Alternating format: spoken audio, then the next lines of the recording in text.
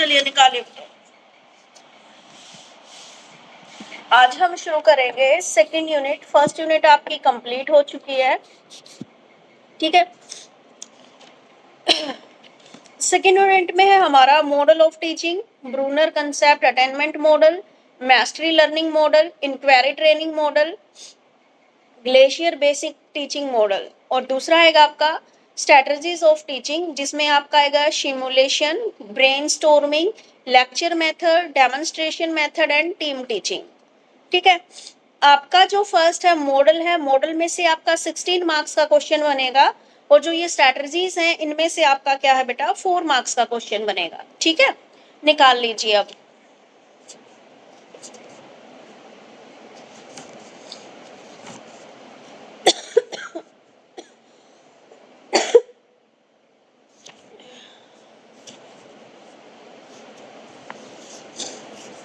Teaching model,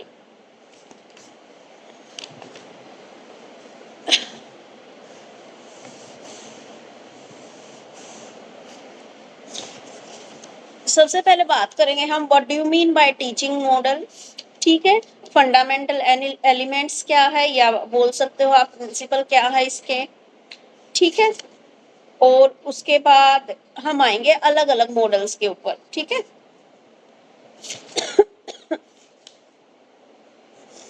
चलिए सबसे पहले बात करते हैं what do you mean by teaching model, describe the various element of teaching model, explain them, reference to concept, attainment model. ये question आपका एमडीयू में 2016 में आया, 22 में आया और उसके बाद 24 में आया, ठीक है। सबसे पहले देखते हैं टीचिंग मॉडल होता क्या है। टीचिंग मॉडल क्या है, एक स्ट्रक्चर होता है आपका, या एक फ्रेमवर्क आप उसको बोल सकते हो, ठीक है। जैसे अभी आप लोग टीचर बनने वाले हो, तो जो टीचिंग मॉडल है वो आपका क्या है, एक फ्रेमवर्क है जो टीचर को उसकी जो टीचिंग प्रोसेस है उसको और ज्यादा इफेक्टिव बनाने में क्या करता है, हेल्प करता है, ठीक है। ये मॉडल विद्यार्थियों के जो भी नीड्स हैं, उसकी लर्निंग की जो भी नीड्स हैं, उनके अकॉर्डिंग सिलेबस और जो भी हमारी टीचिंग एक्टिविटीज हैं, ठीक है, उनको करते हैं हम, ठीक है। समझ में आ गया what do you mean by teaching model. Teaching model क्या है, एक फ्रेमवर्क है जो टीचर्स को क्या है, टीचिंग प्रोसेस, जो टीचर की टीचिंग प्रोसेस को और ज्यादा इफेक्टिव बनाता है, ठीक है। और क्या है, जिससे बच्चे भी क्या है उन आसानी से क्या कर सकते हैं, लर्निंग कर सकते हैं। कोई भी टॉपिक है या कैरिकुलम है, जो भी टीचर पढ़ाना चाहता है उसको वो इजीली क्या कर सके, समझ सके। अब जैसे देखो टीचिंग मॉडल, मान लो मैं पढ़ाने जा रही हूँ या आप क्लास में पढ़ाने जा रहे हो, तो आप पहले ही क्या कर लेते हो, भाई मुझे आज ये पॉइंट करने हैं, एडजस्ट लाइक के आप इसको क्या बोल सकते हो, प्लानिंग, कि आप क्लास में जाने से पहले जो प्लानिंग करते हो, ठीक है। तो उसमें क्या है, आप कुछ अलग अलग एक्टिविटीज को फॉलो करते हो, और उन एक्टिविटीज को फॉलो करते हुए आप क्या करते हो, बच्चे को समझाते हो, ठीक है। फिर आपके यहाँ पे अलग अलग मीनिंग क्लियर है, टीचिंग मॉडल क्या होता है।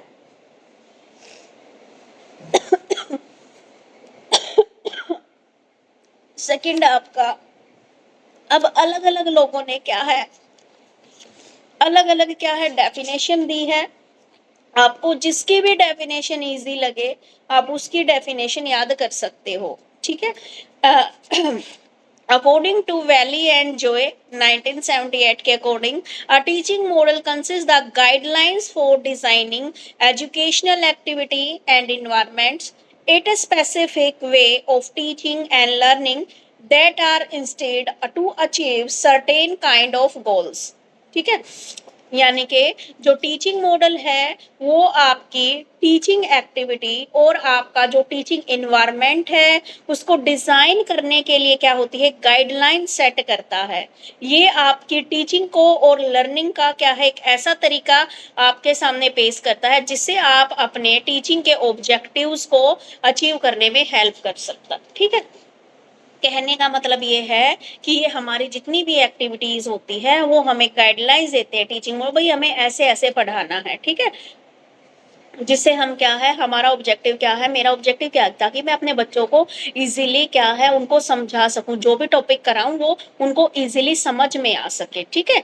ये मेरा ऑब्जेक्टिव है, ठीक है। तो ये जो टीचिंग मॉडल है ये मेरी हेल्प करेंगे। अब हम क्या करते हैं, एलिमेंट्स देखते हैं, क्या क्या एलिमेंट आप फॉलो करोगे यहाँ पर, ठीक है, आपके टीचिंग मॉडल के लिए।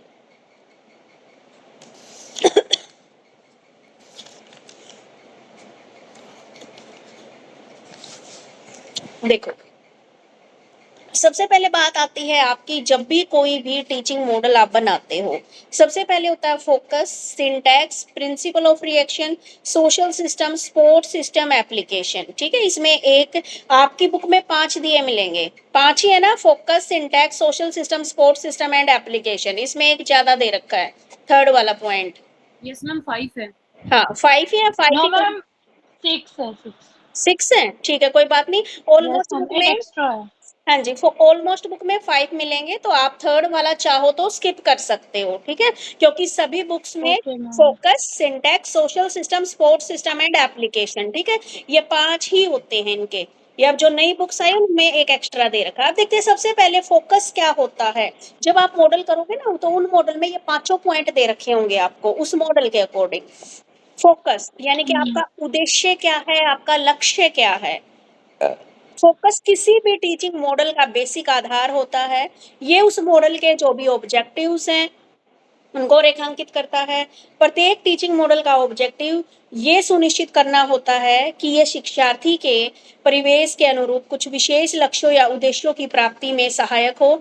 इस प्रकार टीचिंग के उद्देश्य और परिवेश के विभिन्न पहलू मिलकर मॉडल के लक्ष्य की संरचना को सुदृढ़ रूप देते हैं। ठीक है, देखो भाई, जो टीचिंग मॉडल है इसमें फोकस क्या है, हमारा जो उद्देश्य है वो हमारा बेसिक है।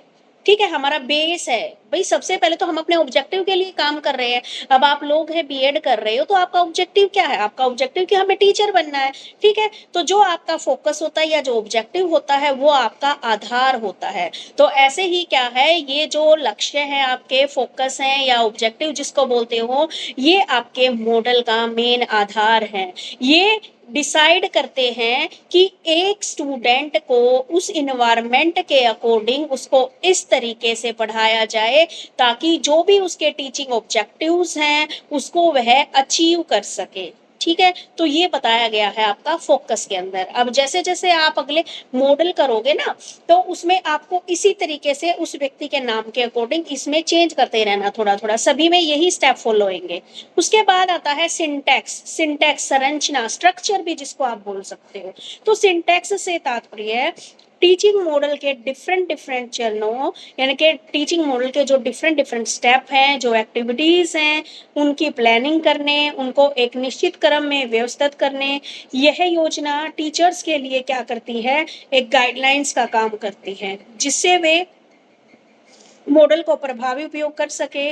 स्ट्रक्चर का ज्ञान होने, देखो बेटा, सिंटैक्स में क्या बोला गया है, सिंटैक्स क्या एक स्ट्रक्चर है कि यानी कि कौन कौन से स्टेप्स के जरिए और कौन कौन सी एक्टिविटीज के जरिए हम क्या करते हैं, प्लानिंग करते हैं, और एक निश्चित क्या है सीक्वेंस के जरिए कि भाई पहले हमें बच्चे को क्या है थोड़ी सी बताना है, फिर डेफिनेशन लिखनी है बच्चे को, फिर क्या है बच्चे को जो भी स्टेप है या जो भी उसकी एडवांटेजेस है, डिसएडवांटेजेस, लास्ट में कंक्लूजन। ठीक है, तो इसी तरह से क्या है जो सिंटैक्स है जिसको आप स्ट्रक्चर बोलते हो, ये हमें अलग अलग स्टेप बताता है कि किन किन स्टेप्स को और एक्टिविटीज को फॉलो करते हुए हमें अपने टीचिंग को इफेक्टिव बनाना है। ठीक है, तो इसके अंदर ये आता है आपका। उसके बाद है आपका सोशल सिस्टम। ठीक है, सोशल सिस्टम में क्या आता है आपका कि जो टीचिंग मॉडल है वो टीचरों और जो भी स्टूडेंट हैं उनके बीच की जो भी एक्टिविटीज होती हैं वो सारी उनके अंदर होती हैं। ठीक है, स्कूल क्या है आपका, सोसाइटी में ही होता है। ठीक है, तो जो हमारी सोसाइटी होती है तो एक सामाजिक प्रणाली है। सामाजिक प्रणाली यानी कि जब हम और आप इंटरेक्शन कर रहे हैं तो ये क्या है, एक सोशल एक्टिविटी है। ठीक है, तो इसमें क्या है, ये एक सोशल सिस्टम होता है। इस सिस्टम में दोनों के बीच में आपस में क्या होता है, कोऑर्डिनेशन होता है। कोऑर्डिनेशन का मतलब बेटा, अब आप शांति से मेरे को सुन रहे हो तभी मैं पढ़ा पा रही हूँ। अगर एक बच्चा मान लीजिए मेरी स्क्रीन पे दिख रहा है, जैसे एक तरफ से खुशबू बोल रही है, एक तरफ से राखी बोल रही है, एक तरफ से पूनम बोल रही है, स्वाति बोल रही है, तो ऐसे क्या हम पढ़ा पाएंगे, नहीं। तो क्या है, इस सिस्टम में दोनों के बीच में कोऑर्डिनेशन होना जरूरी है। ठीक है, टीचर का क्या होता है भाई, अधिकार अधिक होता है, वह पूरी टीचिंग पर। यहाँ पर क्या है, मॉडल के अकॉर्डिंग जो टीचर होता है उसका जो राइट है वो ज्यादा होता है, क्योंकि पूरी टीचिंग एक्टिविटीज में टीचर क्या है, स्टूडेंट को एक गाइडलाइंस देता है, यानी कि उसका मार्गदर्शक करता है कि किस तरीके से आपको कौन से काम करने हैं। और टीचिंग की पूरी प्रोसेस को टीचर क्या करता है, कंट्रोल करता है, और जो बच्चा अच्छे तरीके से काम करता है उसको रिवॉर्ड भी दिया जाता है। ठीक है, तो ये बताया गया है सोशल सिस्टम, यानी कि टीचर और स्टूडेंट के बीच में जो भी रिलेशन है वो कोऑर्डिनेशन का हो, आपस में सहयोग की भावना हो। उसके बाद लास्ट आएगा आपका सपोर्ट सिस्टम। सपोर्ट सिस्टम किसी भी टीचिंग मॉडल की सक्सेस के लिए इम्पोर्टेंट होता है, क्योंकि इसमें वो सारे फैक्टर्स होते हैं, स्किल्स होते हैं, आपकी जितनी भी टीचिंग मटेरियल होता है, ठीक है, वो सारी चीजें आपकी इसके अंदर। सपोर्ट मतलब देखो ना, सपोर्ट का मतलब देखो, सहायक प्रणाली। सहायक प्रणाली का मतलब पढ़ाते वक्त मैं किन किन चीजों का उपयोग कर रही हूँ, ठीक है, किन किन चीजों का उपयोग कर रही हूँ, वे सारी चीजें। ठीक है, आवश्यक प्रणाली के अनुरूप आपका क्या है, क्लास का इन्वायरमेंट शामिल होता है। ये प्रणाली मॉडल को क्या है, इम्प्लीमेंट करने में सहायक होती है, माहौल तैयार करती है, इफेक्टिवनेस बढ़ाती है, यानी कि जितनी जितनी टीचिंग मटेरियल आप यूज करते हो अपनी टीचिंग के लिए। उसके बाद आता है एप्लीकेशंस। ठीक है, प्रत्येक जो भी टीचिंग मॉडल है उसकी सफलता का महत्वपूर्ण पहलू होता है एप्लीकेशन। एप्लीकेशन का मतलब उसका उपयोग करना। अभी तक तो आपने क्या है, उस चीज को टेस्ट करके देखा है, ठीक है, उसके बाद इसको आप फाइनली क्या है, इन मॉडल्स को अपने टीचिंग के दौरान आप यूज करते हो। ठीक है, ये हमारी क्या होती है, रियल लाइफ में जो भी मैटर्स है उसके ऊपर हमारा ध्यान केंद्रित करती है। और प्रत्येक मॉडल का ऑब्जेक्टिव डिफरेंट डिफरेंट जितनी भी हमारे शैक्षणिक लक्ष्य हैं उनकी पूर्ति में हमारा क्या करता है, एक मार्गदर्शक का काम करता है। ठीक है, तो ये सारी चीजें जो अभी मैंने बताया, focus, syntax, social system, support system and application, ये जब आप टीचिंग मॉडल पढ़ोगे तो ये फंडामेंटल एलिमेंट्स आप वहां पर यूज करोगे। ठीक है, अब जैसे जैसे मैं करवाऊंगी सारे, उनमें ये सारी चीजें आएंगी। जिसको यहाँ पे समझ में नहीं आया वो मेरे साथ साथ जो मॉडल होंगे उनमें कर सकते हो। ठीक है, तो मॉडल ऑफ टीचिंग क्या होते हैं, ठीक है, ये समझ में आ गया। फिर आपको इसके डेफिनेशन लिखनी है। मान लीजिए पेपर में क्वेश्चन आ गया आपका कि भाई आप ब्रूनर कंसेप्ट अटेनमेंट मॉडल लिखिए, तो आपको ये सारी चीजें नहीं, सबसे पहले थोड़ा सा आप मॉडल क्या होता है इसके बारे में बता दोगे, फिर सीधा आ जाओगे आप अपने उसकी डेफिनेशन लिख के, फिर आ जाओगे आप ब्रूनर कंसेप्ट अटेनमेंट मॉडल। ठीक है, जो भी एलिमेंट कराए ना ये अलग से नहीं लिखने आपको, एलिमेंट आपके क्या है इसी में मिलेंगे। जब आप मॉडल करोगे ना तो उसमें ये सारे के सारे आपको मिलेंगे। अब जिसको भी मान लीजिए एलिमेंट समझ में नहीं आए, तो अब मैं ये मॉडल कराऊंगी, उसमें सब में सेम ही है आपके। ठीक है, आपको ये स्ट्रक्चर याद करना। स्ट्रक्चर के तौर पर आपको दिए गए कि सबसे पहला पॉइंट फोकस होता है, फिर सिंटैक्स, फिर आपका social system, support system, application, यानी कि लक्ष्य या उद्देश्य, संरचना, सामाजिक प्रणाली, सहायता प्रणाली और उपयोग। अब आ जाइए आपका ब्रूनर का कंसेप्ट अटेनमेंट मॉडल। ब्रूनर ने क्या है भाई, ये मॉडल 1956 में दिया। ठीक है, जेरोम ब्रूनर और जो भी उसके साथी थे उनके द्वारा ये मॉडल डेवलप किया गया है। इसका मेन ऑब्जेक्टिव क्या था, जो भी स्टूडेंट हैं उनको कंसेप्ट सिखाना। देखो नाम से ही पता लग रहा है, कंसेप्ट अटेनमेंट मॉडल, संपर्तय उपलब्धि प्रतिमान, कंसेप्ट, यानी कि अब मैं इनका मेन ऑब्जेक्टिव क्या था कि बच्चों को हम कंसेप्ट सिखा सके। हमें बच्चे को रटाना नहीं है, जो भी टॉपिक है वो हमें क्या करना है, बच्चे को कंसेप्ट हमें सिखाना है। ठीक है, तो कंसेप्ट मॉडल क्या बताया गया है आपका, अवधारणा प्राप्ति मॉडल। इसको बोलते हैं कि मेन ऑब्जेक्टिव इसका क्या है, बच्चे को कंसेप्ट क्लियर कराना, बच्चे को एक ऐसा इन्वायरमेंट देना जिसमें क्या है, चारों तरफ एक शांतिपूर्ण इन्वायरमेंट देना, जिससे बच्चे जो भी एक्टिविटी करें वे क्या है उस चीज को कंसेप्ट फॉर्मेशन और कंसेप्ट अटेनमेंट, ठीक है, यानी कि उस चीज को जोड़ के देखे अपने कंसेप्ट के साथ, और ताकि वह इजीली सीख सके। ठीक है, ब्रूनर ने क्या है अपने कंसेप्ट के लिए दो यहाँ पर घटक दिए हैं, एक तो है कंसेप्ट फॉर्मेशन, एक है कंसेप्ट अटेनमेंट। ठीक है, कंसेप्ट अटेनमेंट और कंसेप्ट फॉर्मेशन निर्धारित होता है कि शिक्षक द्वारा दिए गए संकेतों का छात्र उस कंसेप्ट की पहचान और परिभाषा जानने का प्रयास करे। यानी कि जो आपका कंसेप्ट अटेनमेंट मॉडल है वो इसलिए बनाया गया है ताकि टीचर कुछ ऐसे ट्रिक आपको सिखाए जिनका उपयोग करके आप अपने कंसेप्ट को इजीली समझ सको। जैसे आप यहाँ पर क्या ट्रिक यूज कर सकते हो, कंसेप्ट, तो मतलब इसमें हमने कंसेप्ट सीखना है, हमें यहाँ पर रट्टा नहीं मारना, जो चीज पढ़ाई जा रही है उसको हमें समझना है, ठीक है। तो इसका मीनिंग ये है। अब कंसेप्ट इसकी क्या क्या अजम्पशंस हैं भाई। अजम्पशंस में बताया गया है कि हमारे इन्वायरमेंट में बहुत सारी डिफरेंट वस्तु, हमारा जो इन्वायरमेंट है वो विविधताओं से, डाइवर्सिटी से भरा हुआ है, ठीक है। हमारे आसपास की चीजों को पहचानना, ठीक है, उनके कंसेप्ट बनाने के और समूह को वर्गीकृत करने और कंसेप्ट बनाने की क्षमता नहीं होती तो हमारे लिए में कोऑर्डिनेशन स्थापित करना कठिन हो जाता है। तो इसमें बताया गया सबसे पहले, मुझे ये बताइए कंसेप्ट अटेनमेंट मॉडल का मीनिंग क्लियर हो गया, उसके बाद इसके अजम्पशंस पे चलूंगी, ठीक है। थैंक यू बेटा। देखो अब अजम्पशंस में क्या क्या है, हमें ऐसा इन्वायरमेंट क्रिएट करना है बच्चों के आगे ताकि वो जो अब देख लीजिए, मान लो कोई बच्चा, उसको नहीं पता ये क्या चीज है, तो हमें ऐसा इन्वायरमेंट क्रिएट करना है ताकि बच्चे को, जो हमारी अलग अलग डाइवर्सिटी से भरा हुआ है हमारा इन्वायरमेंट, अगर आप पौधों में ही आ जाओ तो पौधों के भी क्या है, हजारों प्रजातियां हैं, ठीक है। हमें भी नहीं पता सारे कौन कौन से पेड़ है, ये किस चीज का है, तो हमें ऐसा इन्वायरमेंट क्रिएट करना है और ऐसा कोऑर्डिनेशन स्थापित करना है ताकि बच्चे को चीजों की पहचान हो जाए, ठीक है।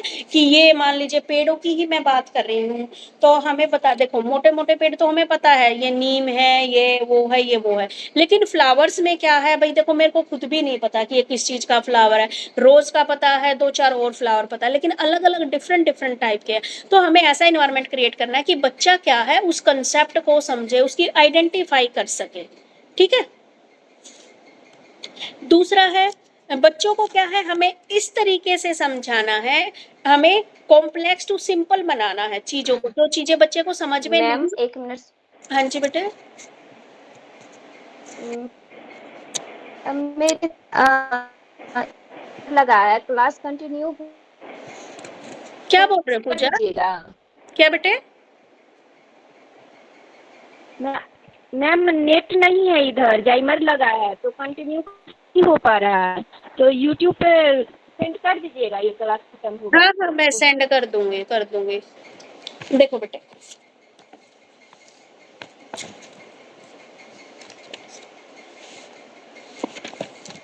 आपकी बुक में अलग दे रखा है, जो मैं पढ़ा रही हूँ वो अलग दे रखा है। चलो, सबके पास ये स्टूडेंट वाली बुक है ना। Yes, ma'am. Yes ma'am. ठीक है, फिर मैं इसी में से कंटिन्यू कर रही हूँ। मेरे वाले को तुम्हारे में अजम्पशंस नहीं दे रखे। देखो बेटा, जो ब्रूनर का कंसेप्ट अटेनमेंट मॉडल है, ठीक है, ये ब्रूनर ने दिया भाई 1952 में, ठीक है। इसका मेन मीनिंग आपको पता ही लग गया कि बच्चे को हमें कंसेप्ट सिखाना है, उसको रट्टा नहीं मरवाना है, ठीक है। अब आते हैं इसके मेन तत्व कौन कौन से हैं, मेन एलिमेंट कौन कौन से हैं, ठीक है। मीनिंग तो क्लियर था ना इसका, एलिमेंट के ऊपर आ जाओ। अब जो एलिमेंट आपने पीछे किए थे पांचों, वही एलिमेंट है। सबसे पहला कौन सा है, फोकस यानी कि उद्देश्य। दूसरा क्या है, सिंटैक्स यानी कि संरचना। तीसरा क्या है आपका, सामाजिक प्रणाली, ठीक है। सामाजिक प्रणाली यानी कि आपकी आ गई सोशल सिस्टम।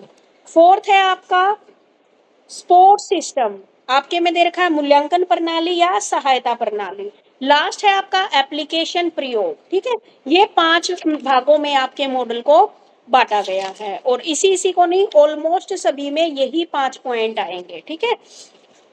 तो सबसे पहले जो हमारा कंसेप्ट अटेनमेंट मॉडल है, संपर्तय उपलब्धि प्रतिमान। देखो बेटा, मीनिंग है ना, जो मेन जो क्वेश्चन का है वो उसको ना थोड़ा बहुत इंग्लिश में भी कर लेना, हिंदी वाले बच्चे, ठीक है। इंग्लिश वाले तो इंग्लिश में ही करते हैं, तो तुम्हारी इसमें फुल्ली हिंदी दे रखी है, तो आप जो मेन पॉइंट है जैसे फोकस हो गया, ये आप इंग्लिश में लिख सकते हो। तो सबसे पहले बात आती है फोकस की, उद्देश्य की। तो इस मॉडल का उद्देश्य क्या है भाई, छात्रों में आगमन तर्क को डेवलप करना, यानी कि छात्रों के अंदर जो इंडक्टिव रीजनिंग है उसको डेवलप करना है, एक ऐसा इन्वायरमेंट देना है ताकि क्या कर सके वह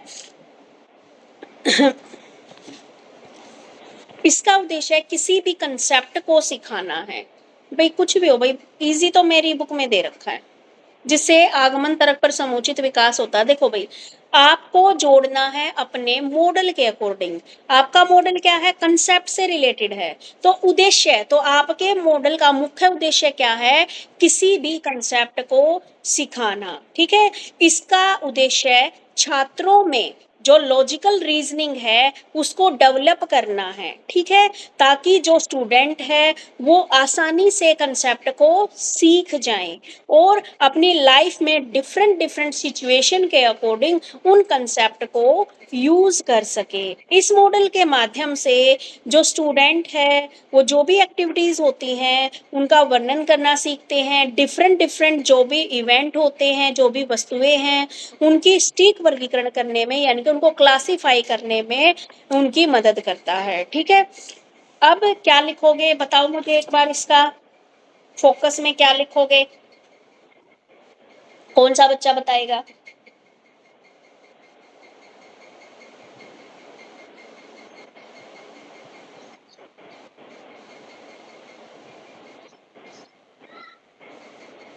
बेटा इतने बच्चे पढ़ रहे हो, किसी एक को भी समझ में नहीं आया क्या? किसके फोकस में आप क्या लिख सकते हो उद्देश्य में?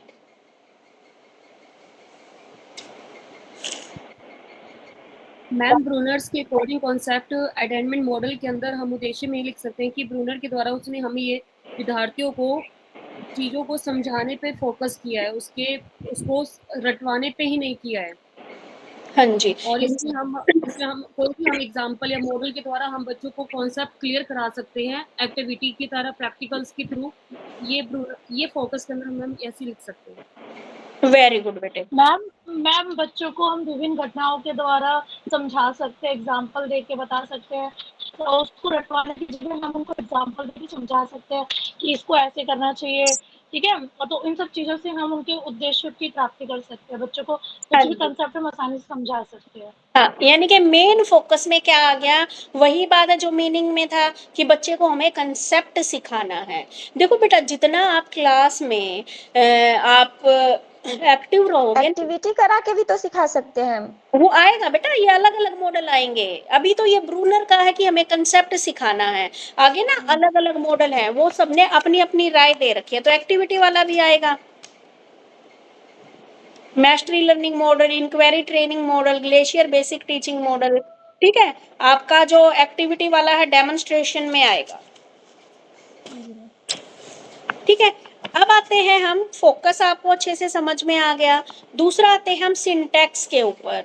सिंटैक्स में क्या है? इसने इसको सिंटैक्स को यानी कि स्ट्रक्चर को 4 भागों में डिवाइड कर दिया। सबसे पहले इन्होंने क्या किया है? Presentation of example. सबसे पहले क्या लेना है आपको? Presentation of example. आप कोई भी कंसेप्ट समझाने से पहले बच्चे को उससे रिलेटेड कोई एग्जाम्पल बता दीजिए। ठीक है, ताकि बच्चे को कंसेप्ट के बारे में पहले ही पता लग जाएगा। मैं कोई भी चीज अगर तुम्हें पढ़ाती हूँ उससे पहले अगर मैं उस कोई एग्जाम्पल दे दूं तो आप फिर उस कंसेप्ट को समझना आपके लिए इजी हो जाएगा। इसमें बताया गया है आपकी में सर्वप्रथम छात्रों के समूह आंकड़ों को प्रस्तुत किया जाता है। ये आंकड़े चाहे किसी भी घटना से संबंधित हो, व्यक्ति के छात्र इन आंकड़ों की सहायता से विभिन्न प्रत्यों को परिसीमित करते हैं और विकास के छात्र को पुनर्बलन मिलता है। देखो भाई, आपके में क्या है? डाटा को लिया गया है। आपकी और मेरी बुक में ना बिल्कुल अलग अलग दिया गया है। देखो, एक बार मैं जो है आपकी बुक का पढ़ा था, अभी मेरी बुक का एक बार सुन लो, फिर मुझे बताओ मैं कौन सी का समझाऊं। स्टार्टिंग में टीचर क्या है? स्टूडेंट को अपनी एक्टिविटी को पूरी प्रोसेस समझाते हैं। सबसे पहले तो क्या है? स्टूडेंट को पूरी की पूरी एक्टिविटी समझाते हैं, उनको गाइडलाइंस देते हैं। फिर टीचर कहते हैं कि मेरे मन में ना कोई कंसेप्ट आ रहा है, तो आप ना अब आइडिया लगाओ कि मैं क्या सोच रहा हूँ। तो फिर क्या करेंगे? स्टूडेंट को सोचने के लिए एक पॉजिटिव और नेगेटिव उदाहरण दिया जाता है। इसके बाद छात्रों से अनुरोध किया जाता है कि वे किस प्रकार पॉजिटिव और नेगेटिव एग्जाम्पल प्रस्तुत कर सकते हैं, और आवश्यकता पड़ने पर टीचर अतिरिक्त पॉजिटिव और नेगेटिव एग्जाम्पल भी दे सकते हैं। तो यहाँ पर क्या बताया गया है, प्रेजेंटेशन ऑफ एग्जाम्पल। सिंटैक्स में आप सबसे पहले क्या करोगे, प्रेजेंट करोगे एग्जाम्पल को, और उसके बाद आप बच्चों को पूरी प्रोसेस समझाओगे। ठीक है, आपने कोई भी एग्जाम्पल दे दिया और फिर बोलो कि कोई ना कोई मतलब इसके ऊपर कोई कंसेप्ट बताइए भैया आप, ठीक है, इससे जुड़ी हुई एक दो बातें बताइए। फिर बच्चे वहां पर क्या करते हैं, अपना जवाब देते हैं। आपकी बुक के अकॉर्डिंग ये बोल रखा है कि बच्चों के सामने क्या है, हमने डाटा प्रस्तुत कर दिया। डाटा का मतलब ये है, मैंने पहले आपके सामने क्या है, इंफॉर्मेशन बता दी आपको पूरी। ठीक है, फिर उस इंफॉर्मेशन से मैंने बोला कि भाई ये आपने मान लो स्टोरी तो सुन लिया, मुझे ये बताओ ये करेक्टर कौन था, ये करेक्टर कौन था। ठीक है, तो जो भी घटना है उससे संबंधित किसी भी व्यक्ति से छात्र इन आंकड़ों की सहायता से प्राप्त ज्ञान को कंसेप्ट में चेंज कर देता है। यानी कि पहले मैंने आंकड़े प्रस्तुत कर दिया आपके सामने, आंकड़े का मतलब यहाँ पर कोई भी डाटा या कोई भी इंफॉर्मेशन मैंने आपके सामने शेयर की, और फिर मैं आपसे पूछती हूँ उस इंफॉर्मेशन के जरिए मैं आपको क्या सिखाने की कोशिश कर रही हूँ, वो कंसेप्ट सिखाने की कोशिश कर रही हूँ। तो इसके डेवलपमेंट में छात्र को रेनफोर्समेंट मिलती है। रेनफोर्समेंट मिलने का मतलब मैंने पूरी स्टोरी आपको बता दी और फिर लास्ट में पूछती हूँ बेटा मोरल ऑफ द स्टोरी क्या है, वही मेरा कंसेप्ट है। फर्स्ट पॉइंट क्लियर है? मैम इसमें जैसे कि यस एग्जांपल, मैम। मैम इसमें एग्जांपल में जैसे आप ये कहना चाहते हैं जैसे कि हम फॉर एग्जांपल छोटे बच्चों को मिक्स वर्ड्स दे देते हैं, जैसे कि फ्लावर्स, फ्रूट्स, और उसमें हम कहते हैं कि फ्रूट्स नेम्स को सिलेक्ट कर लेते हैं कि फ्रूट्स कौन कौन से हैं। हाँ बच्चे जी, तो उसको कॉन्सेप्ट क्लियर करते हैं कि ये वो चीज़ है। हाँ जी, ठीक है। तो आप ना थोड़ी सी पूरी की पूरी अपनी इस लैंग्वेज को मत लिख के आना, बुक की लैंग्वेज को, कंसेप्ट को समझो। ठीक है, और अपने अकॉर्डिंग एक्सप्लेन करो, क्योंकि अब आप टीचर बनने वाले हो बेटा, अब आप स्टूडेंट नहीं रहे, आप प्यूपल टीचर हो। दूसरा पॉइंट इन्होंने बताया है, एनालिसिस करते हैं। सबसे पहले तो हमने प्रेजेंटेशन दे दी, बच्चे के सामने कोई भी पूरी इंफॉर्मेशन हमने खोल के रख दी। अब हम उसका एनालिसिस करते हैं। एनालिसिस करने का मतलब है इस स्टेप में हम एनालिसिस करते हुए कुछ छात्र जटिल से प्रारंभ करके सरल कंसेप्ट या सामान्य से प्रारंभ करके अब क्या करते हैं, हम एनालिसिस करते हैं। मैंने इन्फॉर्मेशन दे दी, कुछ बच्चे तो क्या करेंगे भाई, जट पहले मुश्किल चीजों को निकालेंगे, कुछ बच्चे क्या है इजी कंसेप्ट को निकाल के आएंगे। मान लो मैंने तुम्हारे सामने ना मैंने बोल दिया भाई ये एक पेज में तुम्हें पढ़ा रही हूँ, अब मेरे को ना इसमें से डिफिकल्ट जो भी वर्ड है वो निकाल के दीजिए। तो हर एक बच्चे का सोचने का जरिया अलग है। हर एक बच्चा क्या है, कोई ज्यादा डिफिकल्ट वर्ड ढूंढ के लाएगा, कोई क्या है किसी के लिए इजी वर्ड डिफिकल्ट है। ठीक है, तो इसमें मैं एनालिसिस करूंगी कि जो मैंने बच्चे को जो इंफॉर्मेशन दी है उसके आधार पर बच्चा पॉजिटिव एग्जाम्पल दे रहा है या नेगेटिव एग्जाम्पल दे रहा है, कि बच्चा मेरे को फीडबैक कैसी दे रहा है, उसके मन में कौन कौन से एग्जाम्पल चल रहे हैं।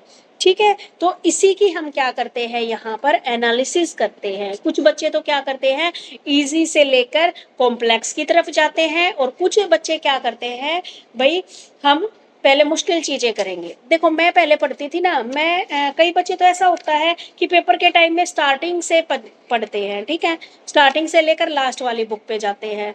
मैंने हमेशा ऐसे पढ़ा, फोर्थ वाली यूनिट से स्टार्ट करते करते मैं फर्स्ट वाली यूनिट पे जाती थी। तो सबका क्या है, अलग तरीका है, वही तरीका हमें यहाँ पर एनालाइज करना है। ठीक है, क्लियर है? मुझे सेकंड भी मैम लास्ट से ही पढ़ना अच्छा लगता है। हाँ, तो ये पता है ये सबका अपना अलग अलग है, और वही यहाँ पे मुझे एनालिसिस करना है सेकंड में, कि भाई मैंने आपको एक इन्फॉर्मेशन दी थी, मतलब एक पूरा चैप्टर पढ़ा दिया, तो अब मुझे बताइए उसके बारे में। तो कोई बच्चा तो स्टार्टिंग के बारे में बताएगा, कोई बच्चा बीच में से बताएगा, कोई बच्चा क्या है लास्ट की कुछ चीजें बताएगा। ठीक है, तो वो सबका अपना अलग अलग है, उसी चीज को मैं एनालाइज करूंगी यहाँ पे। थर्ड पॉइंट है आपका, मैम जो इन्फॉर्मेशन हम बच्चों के सामने रखेंगे वो उसको हम क्वेश्चन के जरिए उस बच्चे से पूछेंगे कि हाँ मैम कि ये इसमें से बताओ इसका आंसर, या वो खुद ही बताएंगे अपने आप।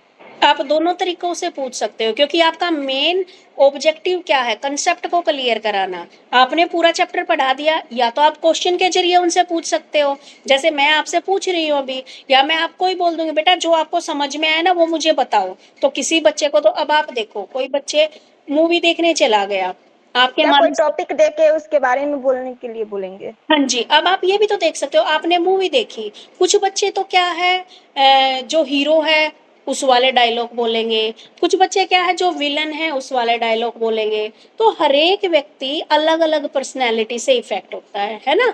तो अब देखो मूवी देख के चोर नए नए तरीके सीखते हैं चोरी के, उन्होंने क्या है उस मूवी के बैड हैबिट को सीखा, किसी ने क्या उसके अच्छे वाले पार्ट को धारण किया। तो यही बातें हैं। अब मैं आपसे क्वेश्चनिंग के जरिए भी पूछ सकती हूँ या ऐसे भी पूछ सकती हूँ, भाई पूजा बताइए कि आपको इसमें से कौन सा क्या समझ में आया, तो वो अपने जरिए बताएगी। मैं और दूसरे बच्चे से पूछती हूँ कि आस्था बेटा बताओ, तो उसको हो सकता है कोई और किसी और पैराग्राफ से वो ज्यादा इफेक्ट हुई होगी तो वो उसको समझाएगी मुझे।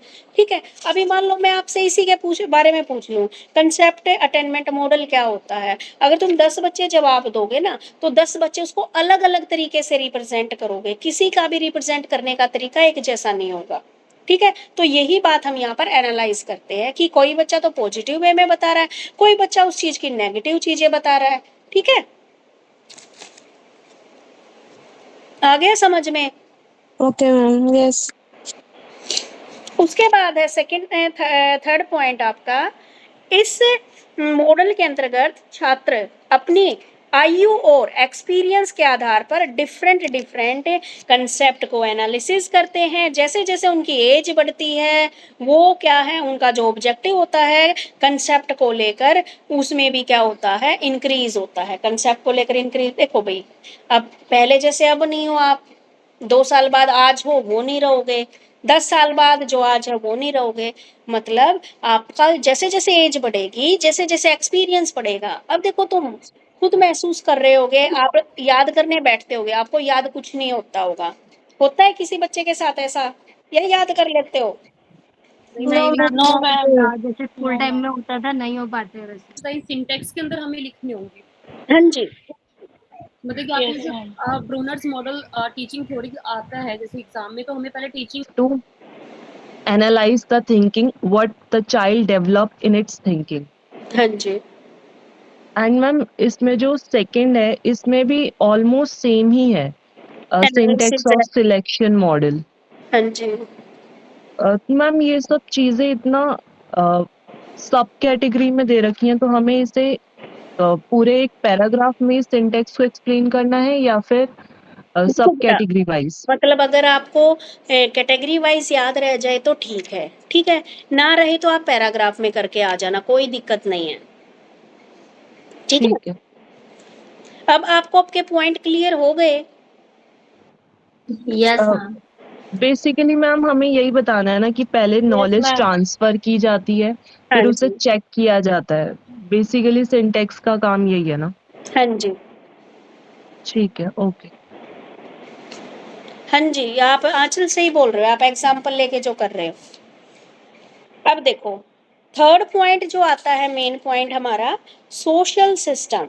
ठीक है, सोशल सिस्टम में क्या बताया गया है इस मॉडल में?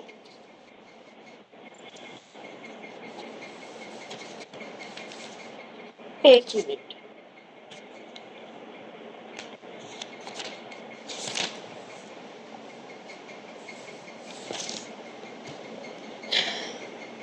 कंसेप्ट जो आपका मॉडल है उसमें टीचिंग तथा लर्निंग का मेन जो बेस है वो टीचर होता है।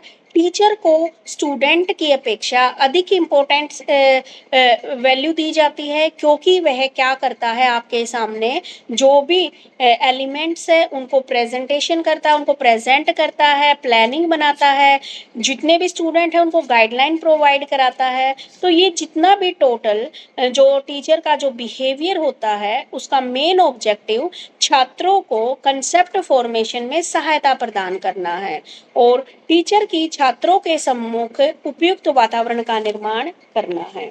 ठीक है, तो इसमें क्या समझ में आया है सोशल सिस्टम में कि टीचर क्या है आपका यहाँ पर मेन प्रेफरेंस पे है। टीचर आपको कंसेप्ट बताता है, प्लानिंग बनाता है कि कैसे क्या कराना है, आपको गाइडलाइंस देता है कि आपको कैसे करना है। ठीक है, जो टीचर का मेन बिहेवियर यहाँ पर क्या है कि बच्चे के अंदर कंसेप्ट फॉर्मेशन मुझे बनानी है। ठीक है, यानी कि आप मान लीजिए किसी क्लास में पढ़ा रहे हो तो वही बात है, जैसे वही बात बार बार घूम के आ रही है, कंसेप्ट फॉर्मेशन में सहायता कर करता है और एक ऐसा इन्वायरमेंट क्रिएट करता है बच्चों के सामने ताकि वह इजीली उस कंसेप्ट को सीख सके। ठीक है, तो ये बताया गया इसने सोशल सिस्टम।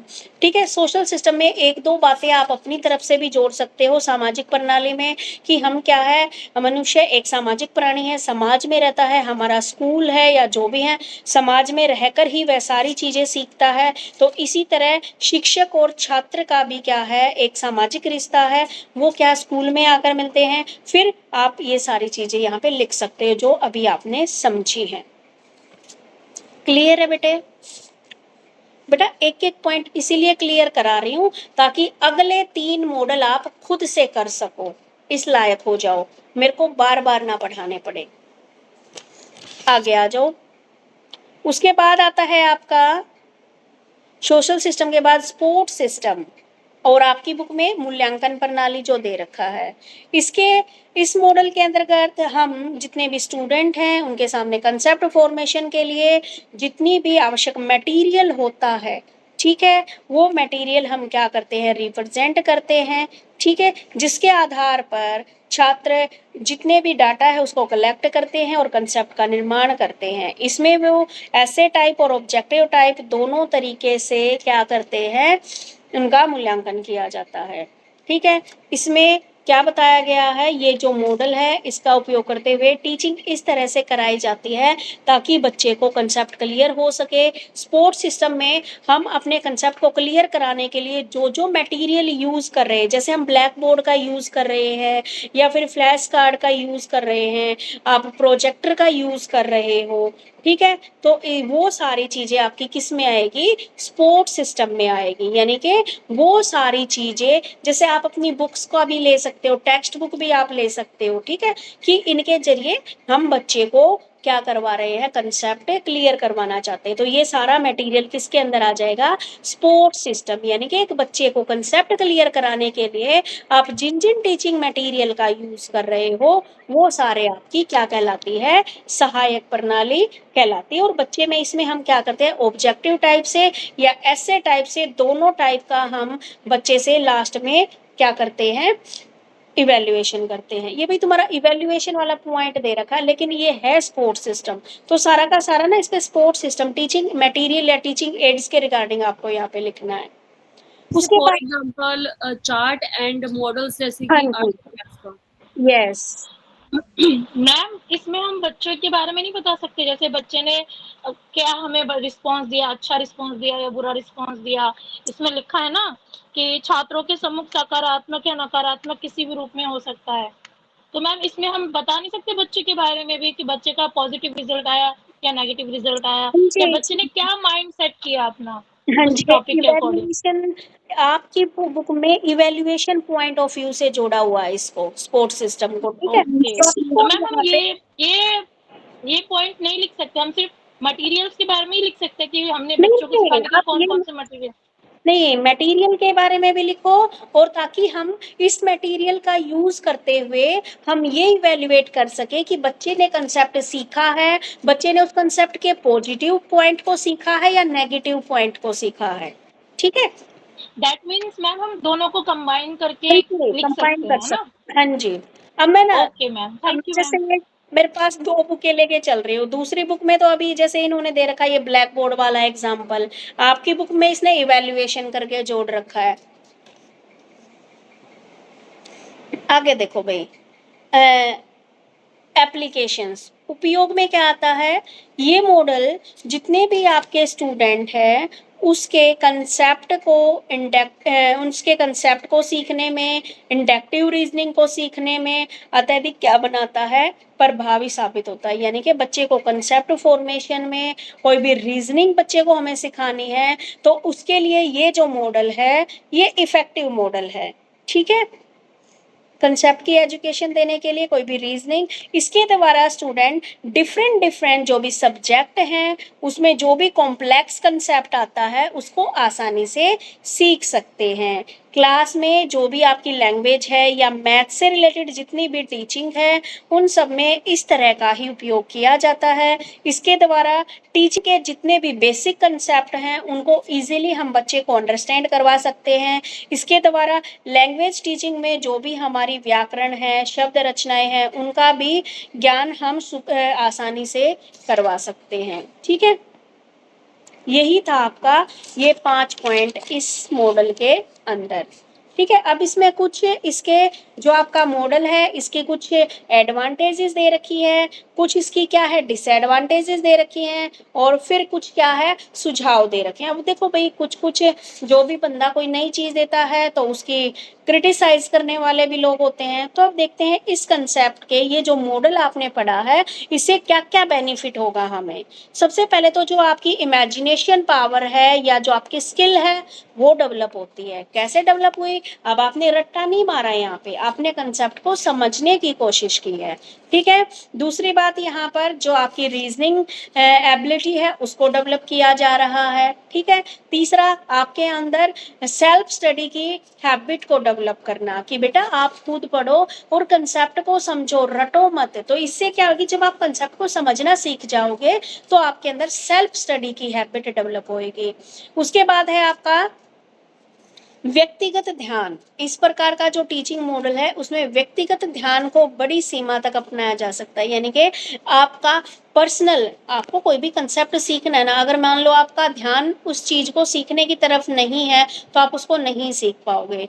तो आपकी जो अटेंशन है, आपकी पर्सनल अटेंशन होना यहाँ पर जरूरी है। ठीक है, तो आप किसी भी चीज को सीखते वक्त आपकी अटेंशन या आपकी कंसंट्रेशन पावर बढ़ती है। आगे ऑब्जर्वेशन भी डेवलप होती है आपकी। ठीक है, विद्यार्थियों के द्वारा जो ऑब्जर्वेशन स्किल्स है वो डेवलप होती है, क्योंकि यहाँ पर बच्चे रट्टे नहीं मार रहे, चीजों को सीख रहे हैं, यानी कि ऑब्जर्व कर रहे हैं उन चीजों को। उसके बाद अपने नॉलेज का उपयोग करते हैं, एक्टिवली पार्टिसिपेट करते हैं, अब उनके माइंड पर प्रेशर नहीं आता है। भाई रटी हुई चीजें तो भूल जाएंगे, फिर माइंड पे प्रेशर हो जाएगा। ठीक है, उनके अंदर एनालिसिस करने की जो स्किल्स हैं वो डेवलप होती है। तो ये क्या है, इसके पॉजिटिव इम्पैक्ट निकल के आए हैं। उसके बाद क्या है, नेगेटिव इम्पैक्ट क्या है, रॉन्ग थिंकिंग। कई बच्चों का दिमाग अगर उल्टा चलता है तो वो क्या है, नेगेटिव चीजों को भी अडेप्ट कर लेते हैं। कुछ बच्चे पॉजिटिव चीजों को लेते हैं और कुछ बच्चे नेगेटिव चीजों को। और उसके बाद उनकी जो एक डायरेक्शन है वही गलत साइड में चली जाती है। टाइम ज्यादा लगता है इस मॉडल में। ठीक है, टाइम ज्यादा लगता है क्योंकि बेटा जरूरी नहीं है सब बच्चों को कंसेप्ट क्लियर हो जाए। क्लास में अगर मान लीजिए 100 बच्चे हैं तो किसी को एक बार में कंप्लीट समझ में आएगा, किसी को 2 बार में, किसी को 10 बार समझाने के बाद भी समझ नहीं आएगा। ठीक है, तो मान लीजिए एक बच्चे को जिसको फर्स्ट टाइम में क्लियर हो गया तो बाकी बच्चों को क्लियर नहीं हुआ तो टीचर का क्या है, वो बार बार समझाएगा। तो जिन बच्चों को पहले क्लियर हो रखा है उनका समय यहाँ पर वेस्ट होएगा। ठीक है, क्योंकि सिलेबस आगे नहीं चलेगा। फिर इस मॉडल में अधिकतर क्लास के बच्चों में गंभीरता नहीं रहती है। ठीक है, बच्चे क्या है अगर सीरियसली इसको नहीं समझते हैं। इसमें क्या है, कुछ बच्चे ही क्या है जो क्लास में हैं एक्टिव रहते हैं, कुछ बच्चे तो क्या है सीधे बैठे रहेंगे, कोई रिस्पॉन्स नहीं देंगे। इसमें क्या है, टीचर को बहुत तैयारी करनी पड़ती है, बहुत प्रिपरेशन करनी पड़ती है। उसको क्या है, मोटी मोटी चीजें नहीं, उसको डीपली बच्चे को समझाना पड़ता है। क्लियर है यहाँ तक?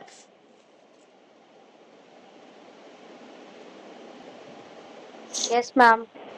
उसके बाद है इसके लिए क्या क्या सुझाव दिए गए हैं। कंसेप्ट अटेनमेंट मॉडल को सफल बनाने के लिए इस मॉडल के द्वारा टीचिंग क्रिया लघु समूह में करनी चाहिए। यानी कि ये मॉडल बताया गया है कि जो टीचिंग अगर हम करवा रहे हैं तो हमें छोटे छोटे स्मॉल ग्रुप बना देने चाहिए बच्चों के। जिस ग्रुप को समझ में आ गया उसको अगला टॉपिक समझा दो, जिसको नहीं समझ में आया आप यही करा दो, ताकि जिन बच्चों को समझ में आ गया उनका टाइम वेस्ट ना हो। आगे टीचर को चाहिए कि हाइपोथेसिस में सब्जेक्ट का टीचिंग कराना चाहते हैं उसके विषय में 1 और 2 सकारात्मक समूहों का निर्माण करना। प्रत्येक समूह का एक मॉनिटर होता है। और देखो यानी कि टीचर को क्या है, एक ऐसे हाइपोथेसिस लगाने हैं, यानी कि क्लास में कि एक बच्चा तो क्या है, हम ग्रुप बना दिया, भाई आप इस टॉपिक की नेगेटिव बातें बताओगे, आप इस टॉपिक की क्या है पॉजिटिव बातें, यानी कि ऐसे ग्रुप डिस्कशन की तरह हमें डिस्कस करवाना है। और एक एक बच्चे को क्या है मॉनिटर बना देना है। सभी विद्यार्थी एक बड़े समूह में बैठेंगे और लास्ट तक क्या रिजल्ट निकल के आया है उसके ऊपर बात करेंगे। उसके बाद क्या है, कुछ एग्जाम्पल दे रखे हैं। एग्जाम्पल आपको जो अच्छा लगे, 10 एग्जाम्पल दे रखे हैं, इतने नहीं करने आपको। एक या दो एग्जाम्पल, ठीक है? आ गया समझ में? Yes ma'am. Yes ma'am. ठीक है। अब अगला मॉडल है आपका, ये मैं आप लोगों के लिए दूंगी घर से, मैस्टरी लर्निंग मॉडल। इनका मैं बता रही हूँ क्या क्या है। मैस्टरी लर्निंग मॉडल होता क्या है?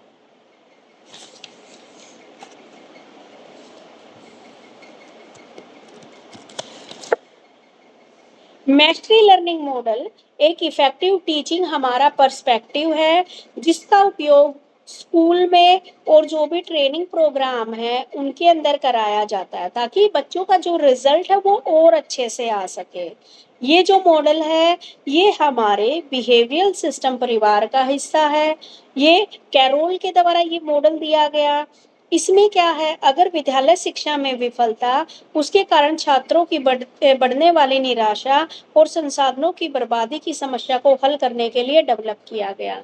कैरोल ने ये सुझाव दिया कि प्रत्येक स्टूडेंट को लर्निंग कार्य पूरी तरह से स्वामित्व हासिल करने के लिए पर्याप्त समय और सहायता मिले। यानी कि उन्होंने ये बोला है मैस्ट्री। मैस्ट्री का मतलब है जब तक आप उस टॉपिक को अच्छे से आपको क्लियर नहीं होता, आप उस पर मास्टरी हासिल नहीं कर लेते, तब तक उस चीज को आप बार बार रिपीट करो, बार बार उस चीज को समझो। ठीक है, ये बात इसमें इन्होंने कही है। ठीक है, तो मैस्टरी में यही है। फिर वही बात आ जाएगी फोकस वाली, सिंटैक्स वाली। ठीक है,